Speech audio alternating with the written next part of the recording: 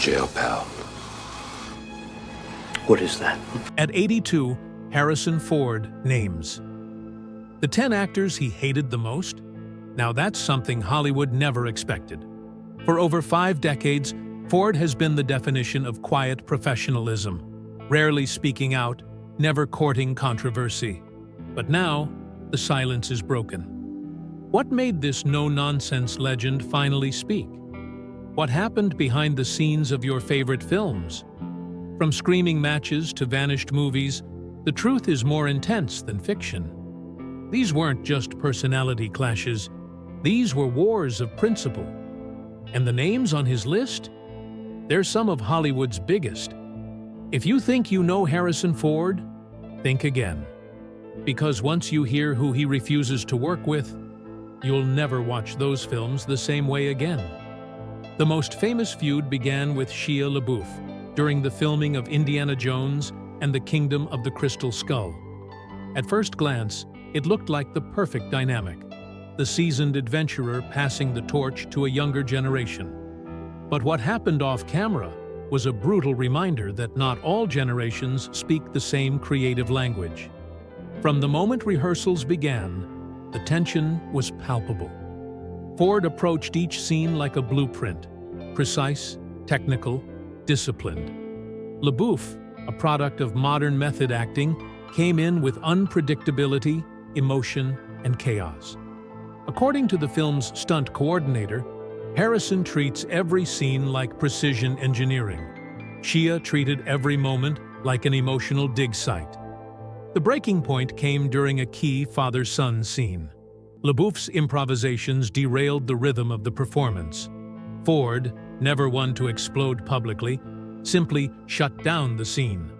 Later, he told producers, "There's a difference between commitment to character and commitment to chaos, and I won't enable the latter." Crew members said Ford looked visibly relieved once LaBeouf's scenes wrapped. One observer put it bluntly, "He looked like a man who'd survived a beautiful but exhausting storm."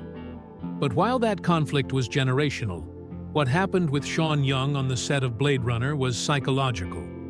Young was deeply immersed in her role as Rachel, staying in character around the clock. But for Ford, who prefers to keep personal and professional lives separate, it was unsettling. Director Ridley Scott later said, "Sean lived in character continuously." Harrison was never sure if he was talking to the actress or the replicant. That lack of separation led to discomfort and eventually resentment. Their romantic scenes, already tense, became painfully awkward.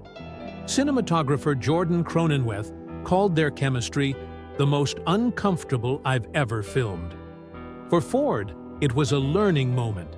He later described working with Young as navigating a psychological minefield. It shaped his future collaborations and his refusal to work with actors who blurred personal lines in the name of performance. Then came the stormy dynamic with Tommy Lee Jones during The Fugitive.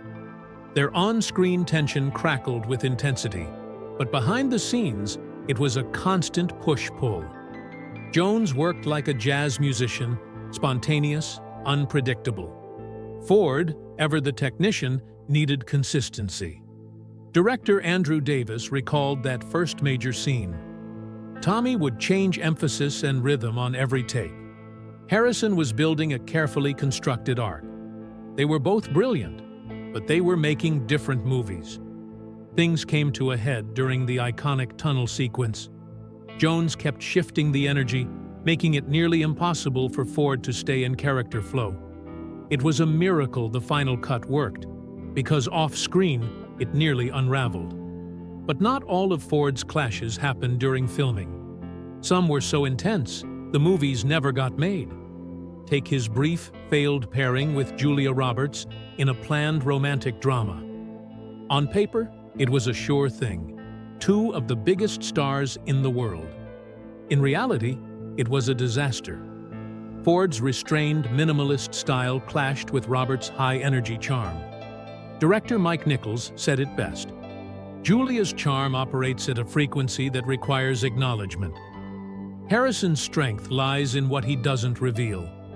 They were two instruments playing the same song in entirely different keys.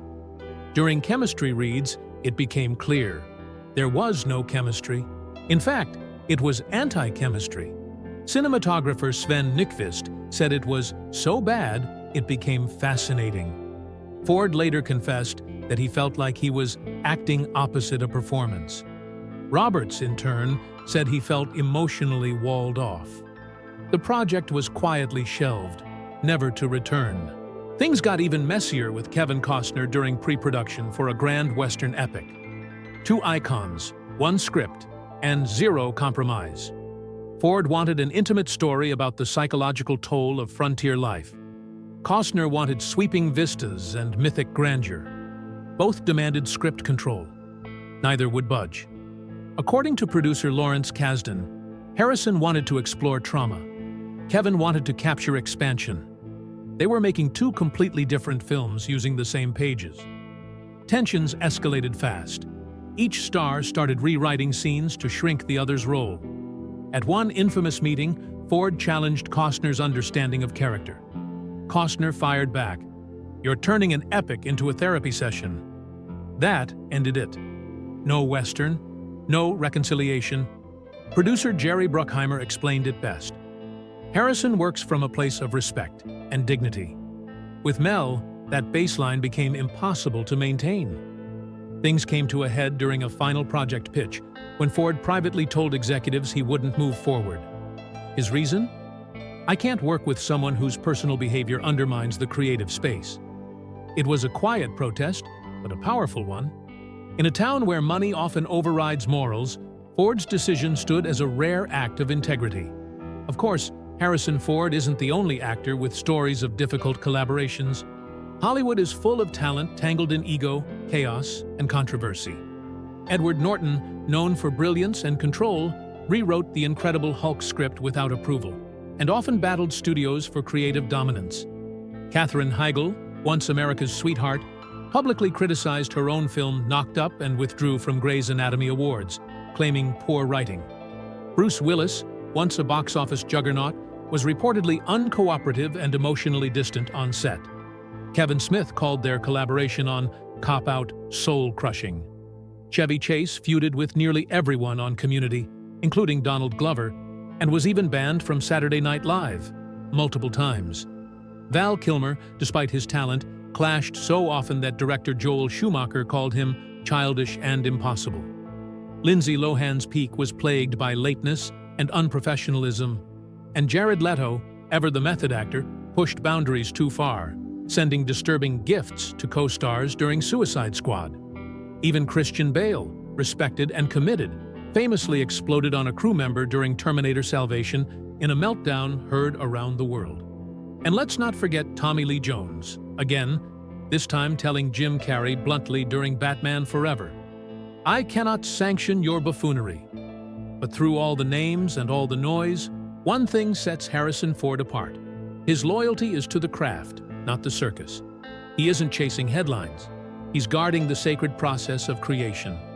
When Ford walks away from a project, it's not ego, it's not fame. It's because something fundamental has been broken. The trust, the focus, the respect.